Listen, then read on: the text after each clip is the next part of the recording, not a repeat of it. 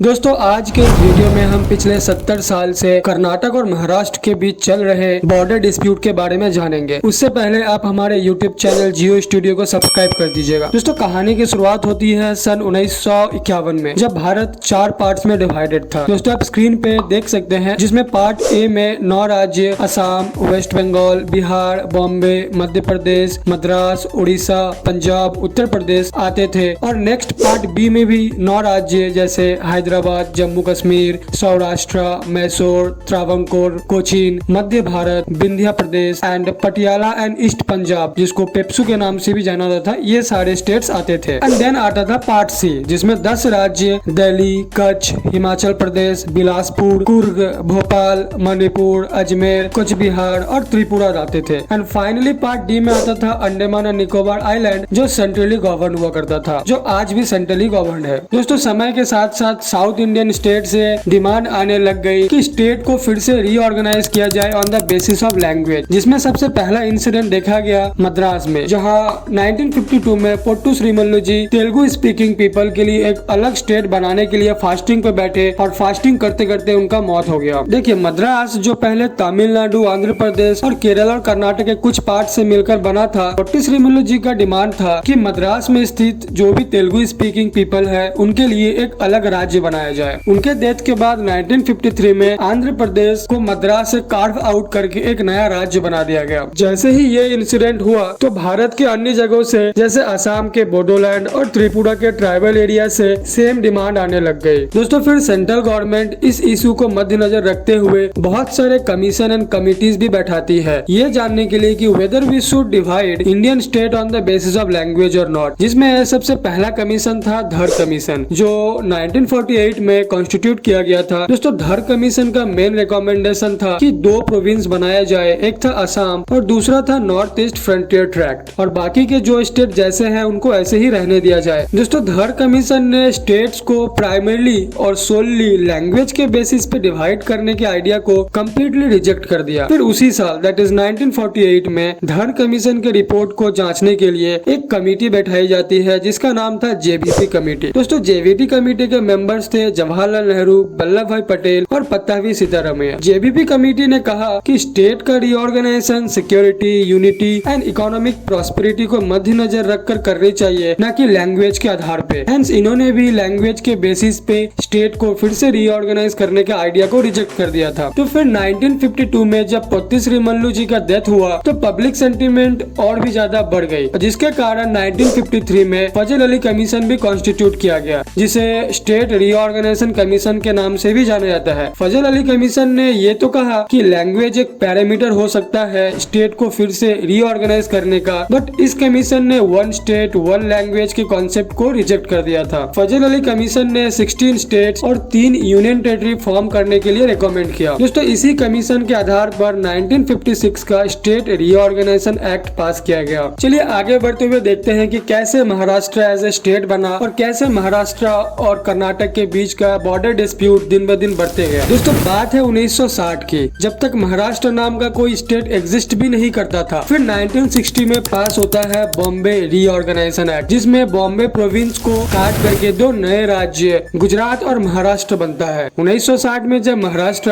एक नया राज्य बना तो महाराष्ट्र गवर्नमेंट ने कर्नाटक के 865 विलेजेस पे अपना क्लेम किया और कहा कि इन सभी 865 विलेजेस को महाराष्ट्र में मिला लेना चाहिए। फिर 25 अक्टूबर 1966 को महाराष्ट्र गवर्नमेंट के इंसिस्ट करने के कारण सेंट्रल गवर्नमेंट ने कमीशन बैठाया, जिस कमीशन का नाम था महाजन कमीशन। दोस्तों इस कमीशन के हेड थे former chief justice of India Mehar Chand Mahajan. दोस्तों महाजन कमीशन ने महाराष्ट्र का क्लेम, जो कि कर्नाटक के बेलगावी डिस्ट्रिक्ट के ऊपर था, उसको रिजेक्ट कर दिया। दोस्तों बेलगावी का फॉर्मर नाम था बेलगाम, जहाँ पर 1924 में इंडियन नेशनल कांग्रेस का 39th सेशन हुआ था, और ये वही सेशन था जिसे first and last time Mahatma Gandhi ने प्रिसाइड किया था। But on the other hand Mahajan commission का ये रिकमेंडेशन था कि महाराष्ट्र और कर्नाटक के बीच में टेरिटरीज का एक्सचेंज होना चाहिए। दैट इज महाराष्ट्र को अपना 247 विलेजेस कर्नाटक के 264 विलेजेस के साथ एक्सचेंज कर लेना चाहिए। लेकिन महाराष्ट्र गवर्नमेंट